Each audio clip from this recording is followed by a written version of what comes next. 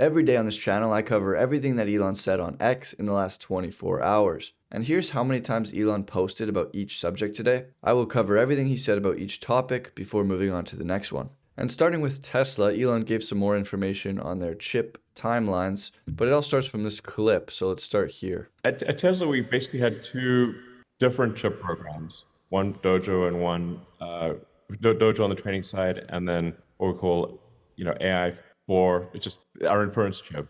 The AI4 is currently shipping in all vehicles, and we're finalizing the design of AI5, which will be an immense jump from AI4. By some metrics, the improvement in AI5 will be 40 times better than AI4. Wow. So not 40%, 40 times. This is because we work so closely at a very fine-grained level on the AI software and the AI hardware. So we know exactly where the limiting factors are. And so effectively, the AI hardware and software teams are co-designing the chip. Compared to the worst limitation on AI4, which is running the softmax operation, we currently have to run softmax in around 40 steps in emulation mode, whereas that'll just be done in a few steps natively in AI5. AI5 chip will also be easily handle mixed precision models, so you don't have it'll dynamically handle mixed precision. There's a bunch of sort of technical stuff that AI5 will do a lot better. In terms of nominal sort of raw compute, it's 8 times more compute, about 9 times more memory, roughly 5 times more memory bandwidth. But because we're addressing some core limitations in AI4, you multiply that by that 8x compute improvement by another 5x improvement because of optimization at a very fine-grained silicon level of things that are currently suboptimal in AI4. That's where you get the 40x improvement. And then Elon quoted that saying, and there is a clear path to a doubling of performance on all metrics for AI6 within 10 to 12 months of AI5 shipping. And just 2 more Tesla posts that he reposted, one this belt buckle, and the other the Cyber Bear at the Tesla engineering headquarters in Palo Alto. And XAI Memphis reports that today on site they have over 2,000 workers building the world's most powerful computer. Thank you to the amazing, hardworking men and women of Memphis for all you do. And Elon reposted that. Shibatoshi Nakamoto says Grok is the best AI in the universe. I love Grok, and Grok is the most important invention in the history of space-time. Elon blushed. And breaking news from SpaceX, they've just announced that Starlink now has over 8 million customers, up from 7 million in August and 6 million in June. They added 14,250 new customers on average per day since they hit 7 million, beating their previous record of 12,200. That growth rate is 17% higher than it was just 2 months ago. And there's the Starlink customer growth visualized, and Elon reposted this. And then here's global orbital launches visualized. SpaceX is in blue, China in red, the rest of the world in green, and the US in sort of a lighter grayer blue. XFreeze says SpaceX launches more rockets than the rest of Earth combined. In 2025 to date, SpaceX has launched 144, the rest of the world 114 times. And Elon reposted this as well. And Eric Schmidt, Elon Musk, Sundar Pichai, and Jeff Bezos are all expecting in-space data centers to be real, big, and not only economically viable, but practically necessary. And none of the technical or economic challenges are insurmountable deal breakers. There are multiple viable paths to success. Patrick says we desperately need economic drivers like this in space. There will never be a proper scale-up and breakthrough without them. Starlink is the best and only real example. Let's hope AI data centers in space actually take off. Could be a game changer for future expansion into space. Ozan says stepladder of applications. It's one of the next few rungs. And Elon says bullseye. And a branch of this is quantum computing, and Elon says it's best done in the permanently shadowed craters on the moon. Martin disagrees, saying that it would be worse than deep underground labs on every criterion he can come up with. So Elon says you don't get it. But then Marco said, hey Elon, what is the level of radiation background that could impact a quantum computer in permanently shadowed craters on the moon compared to Earth? Please take into account all sources, the absence of a magnetic field.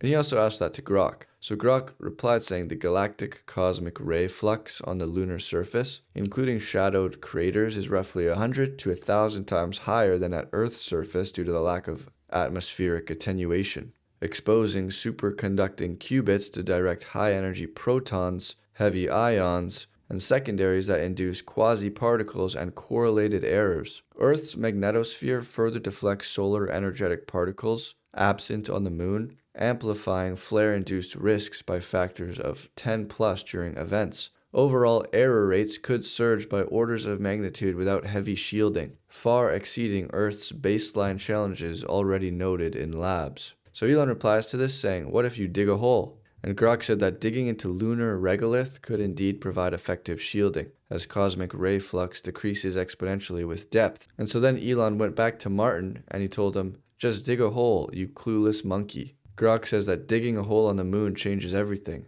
and turns Elon's shadowed crater idea into a winner. Here's the breakdown of digging a hole. You get cosmic ray shielding, requiring only 1/100th the digging that you would need to do on Earth, and you only have to dig 1.5 meters under the floor of a permanently shadowed crater to get to the desired temperature, and then you get the vacuum of space, so no outgassing from air, no pumps, no leaks, the moon wins again. And then for power and logistics, you get 24/7 power through solar. And then for radiation-hard qubits, 1,000 logical qubits to 1 million physical qubits fits in a 3 meter by 3 meter by 3 meter hole. So one hole, one starship, 1 year. You now have the quietest, coldest, cheapest quantum computer in the solar system. But Elon might tell you that none of this exciting space stuff happens if we continue to deploy suicidal empathy at scale. Gad Saad says a civilization is built on a set of internalized values.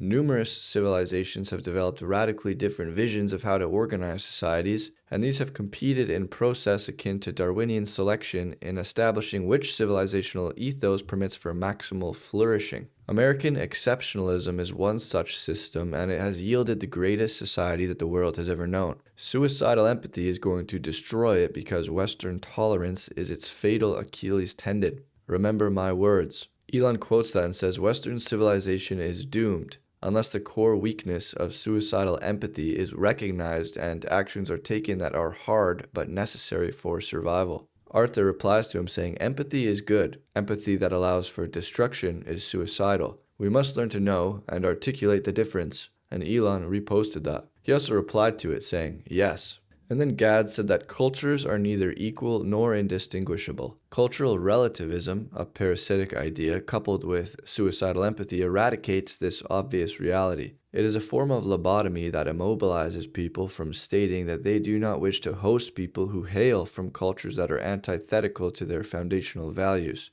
This simple reality is destroying the West. And Elon quoted that with a bullseye.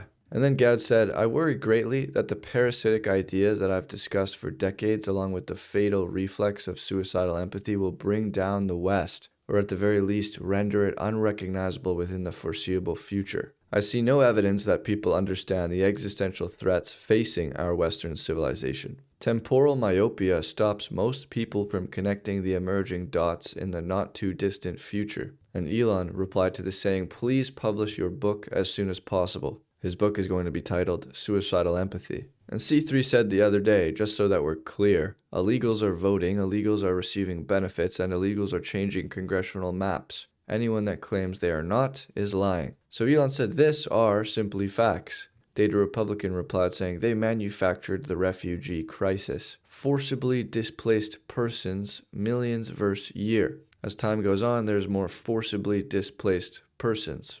Elon said 100. And Retard Finder shows this account saying that immigrants choose to live in the US, they are actual Americans. And then he later says, in reference to Elon Musk, F off, you aren't even American. And Elon has a laugh at that one. And there's a new generation of Sequoia stewards at Sequoia Capital. Mr. Botha says, at Sequoia, we have a long-standing tradition of stewardship and working together as an intergenerational partnership to serve founders. Today, it's my turn to entrust the next generation of Sequoia's leadership to Alfred Lin and Pat Grady. I'm proud of our incredible team and confident that Sequoia will continue to thrive. Jack Dorsey says Mr. Botha is one of the greatest of all time, both as a venture capitalist lead and as a friend. Grateful that I get to spend time with him. And Elon said, yes. Elon also responded to Mr. Botha saying, you are the best, my friend. And then Elon posted a Grok analysis saying, wow. The Grok analysis is analyzing this post from Felipe. It reads, if you feel like you are bad at your job and it's making you depressed, just consider that, as the investigation of the recent heist revealed, the password to access the Louvre's video surveillance system was Louvre. So Grok says the Louvre heist, involving a password as basic as Louvre, highlights a shocking security lapse, with recent investigations revealing the museum's surveillance system relied on outdated technology, possibly Windows XP, a platform unsupported since 2014 and known for vulnerabilities exploited in 68% of cyber attacks, per a 2022 report. And again, Elon said, wow. So, that is everything that Elon said today. He posted just 20 times today. SpaceX hit 8 million customers. We got more information on the Tesla chip timeline, and he still considers what Gad calls suicidal empathy to be a great threat. Now, tomorrow, Thursday, November 6th, is the Tesla annual shareholder meeting, and the votes for Elon's pay package and whether Tesla invests in XAI, among other votes, are expected to be announced tomorrow. So, tomorrow should be fun. It's undoubtedly an extraordinarily big day if you're a Tesla investor, probably the biggest of your Tesla investor career. So I look forward to covering that tomorrow. And if you guys want early access to these daily videos, you can gain access by joining the channel as a member, and I'll see you guys tomorrow.